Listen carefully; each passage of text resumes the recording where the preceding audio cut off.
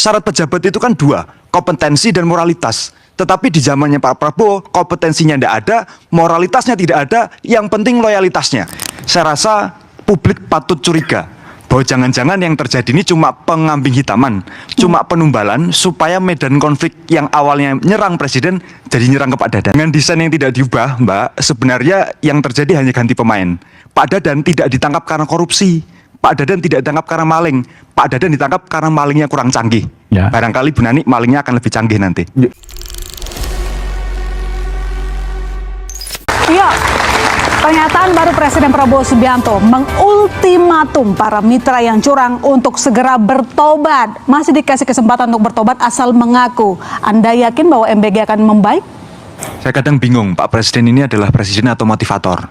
Karena dalam banyak pidatonya itu lebih sering memberi seruan nasihat daripada seruan kebijakan. Dan saya rasa ada satu hal yang mungkin belum kita percakapkan malam ini.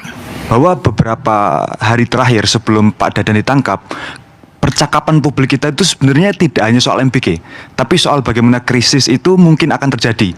Soal dolar yang naik, soal bagaimana IHSG itu turun sedemikian rupa, tapi mendadak hilang ketika Dadan ditangkap.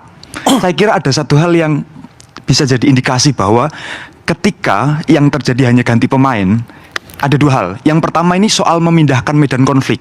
Bahwa sebelumnya orang itu menyerang presiden sebagai orang yang sangat bangga terhadap MBG. Kadang kita sebut beliau itu CEO MBG, yang menganggap NKRI ini cuma perusahaan MBG.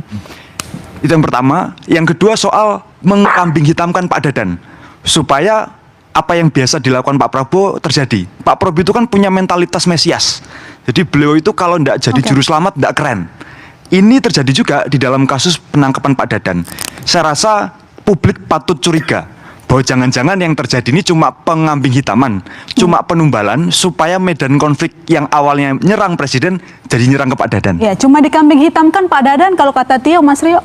Jadi begini, ketika ada penyimpangan di dalam sebuah program dan itu diketahui oleh presiden dan presiden mengambil tindakan tegas untuk mencopot pejabat yang bersangkutan, saya bingung itu apa bentuk mengkambing hitamkan? Itu bentuk tindakan tegas bahwa presiden tidak memandang bulu. Tapi kalau saya balikan ke konteks daripada perjalanan MBG ini, Mbak Ilona, apakah perlu ada tata kelola yang menyimpang selama MBG ini jalankan? Jelas. Apakah perlu ada evaluasi menyeluruh? Jelas. Apakah selama ini kita tidak belajar daripada kasus-kasus keracunan yang sudah terjadi atau SOP dapur-dapur yang tidak memenuhi SOP-SOP yang sudah dijalankan? Itu betul. Makanya ini merupakan momentum di mana presiden mengirimkan sebuah pesan yang sangat jelas. Oke. Program harus dijalankan dengan baik, dengan amanah, sesuai dengan peraturan yang berlaku. Tanpa pandang bulu sedikit. Baik, Tio, Bu Nani ini dikenal sosok yang suka sidak atau bahkan menutup SPPG yang dianggap bermasalah. Nah, dengan terpilihnya Ibu Nani sebagai Kepala BGN, Anda melihat bahwa masa depan program ini akan baik, persoalan sistemik akan hilang. Gimana? Saya pengen apresiasi Mas Trio dulu, public speakingnya lebih bagus daripada Pak Presiden. Kepala BGN dicopot, Pak Dadan dicopot diganti Bu Nani. Tetapi kita lihat pidato pertama Bu Nani, tidak ada satupun poin transformasional yang disampaikan. Sudah 27.000 lebih SPG dibangun, baru ngomong kantin sekolah akan diberdayakan. Itu sudah terlambat luar biasa. Jadi kita sebenarnya sudah dihadapkan pada situasi di mana syarat pejabat itu kan dua, kompetensi dan moralitas. Tetapi di zamannya Pak Prabowo, kompetensinya tidak ada, moralitasnya tidak ada, yang penting loyalitasnya. Bu Nani itu kalau kita ngomong kompetensi, kompetensinya apa? Beliau adalah seorang wartawan yang kebetulan jadi tim ses, sempat punya masalah moral yaitu masalah Bu Ratna Sarumpait yang bikin kebohongan publik, lalu loyal pada Pak Prabowo menjadi wakil kepala BGN, lalu hari ini dipilih sebagai kepala BGN. Jadi menurut Mas kalau wartawan nggak kompeten? Loh, apa hubungannya wartawan dengan pengelolaan gizi anak-anak, Mas Trio? Silakan dijawab.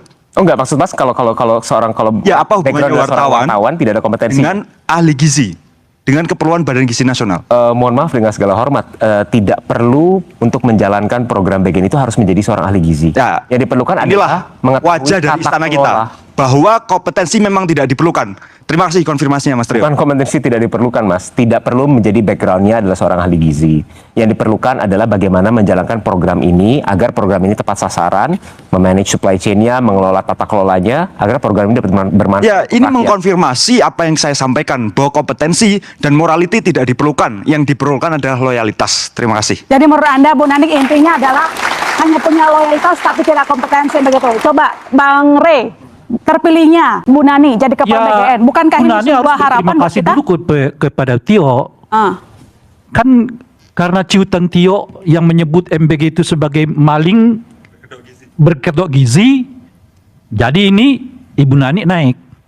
Kan sudah sepantasnya dong beliau apresiasi dulu Bung Tio ini, ya kan. Bung Tio, gara-gara ciutan Anda saya jadi ketua BGN loh sekarang itu.